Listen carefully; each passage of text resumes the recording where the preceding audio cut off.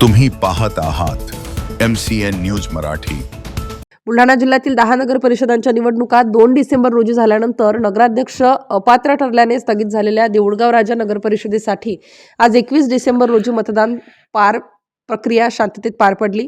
या निवडणुकीमध्ये देऊळगाव राजा नगरपालिकेत प्रामुख्याने तिहेरी लढत पाहायला मिळत आहे। नगर विकास आघाडीच्या माध्यमातून एकनाथ शिंदे यांची शिवसेना आणि शरद पवारांची राष्ट्रवादी एकत्र आले आहेत।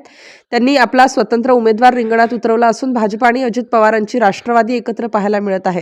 तर काँग्रेस, ठाकरेंची शिवसेना आणि वंचित बहुजन आघाडी एकत्रित निवडणूक आखाड्यात आहेत। या ठिकाणी अशी तिहेरी लढत होत असून माजी मंत्री डॉक्टर राजेंद्र शिंगणे यांच्यासह महाविकास आघाडी आणि महायुतीमधील माजी आमदारांची प्रतिष्ठा पणाला लागलेली आहे। भाजपा, अजित पवारांची राष्ट्रवादी यांच्यात माधुरी शिपणे हे अधिकृत उमेदवार आहेत, तर शिंदे यांची शिवसेना आणि शरद पवारांचे राष्ट्रवादी यांच्या नगर विकास आघाडीतून नेहा सुनगत ह्या निवडणूक रिंगणात आहेत आणि काँग्रेस, ठाकरेंची शिवसेना, वंचित आघाडीकडून पुष्पा कासारे ह्या निवडणूक लढवत आहेत।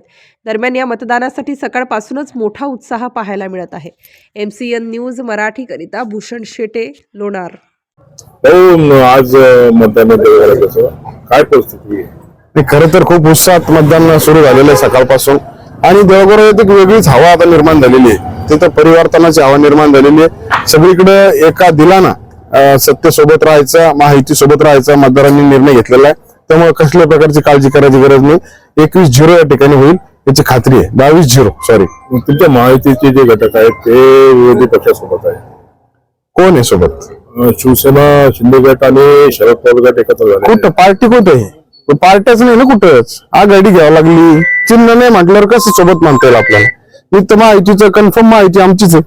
सगळ्या शिंदे साहेबांचं शिंदे साहेबांचा पाठिंबा आम्हालाच आहे। मराठा समाजात 2 नेते एकत्र झालेले आहेत, माजी आमदार खेडेकर आणि माजी मंत्री डॉक्टर शिंदे। नाही, समाजावर काही कोणताही फरक आमच्या संपूर्ण मतदारसंघात असो, शहरात असो, काही फरक पडत नाही। कारण की आम्ही सर्व समाजाला घेऊन चालणारे नेते मंडळी आहोत सगळेच। त्याच्यामुळे ते मराठा समाजच म्हणून म्हणसाल तर त्याच्यातला काही विषय तसा नाही।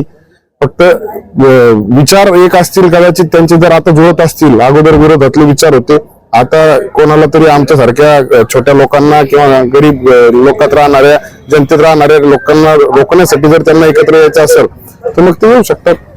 तुमचं काही पुढे भविष्य दोन मंत्रिपद खाली झालेले आहेत राष्ट्रवादी, तो खूप मोठा विषय आहे। मी फार छोटा कार्यकर्ता आहे पक्षाचा, त्याच्यामुळे वरिष्ठ आमचे आदित्यदा पवार आणि सुनीलजी तटकरे, प्रफुल्लभाई केदार, भुजबळ साहेब या पद्धतीने निर्णय घेतील। तो आम्हाला निर्णय मान्य राहील। काही प्रयत्न माझे सुरू नाही, कारण ते तुम्हालाही कल्पना आहे, किती प्रयत्न केले तरी त्यांच्या जे डोक्यात असतं त्याच पद्धतीने ते निर्णय घेत असतात। त्यामुळे प्रयत्न करायचाही विषय नाही, काम सातत्याने करत राहायचं, प्रत्येकाला त्या ठिकाणी नाही मिळत असतो। इच्छा आहे का म्हणते?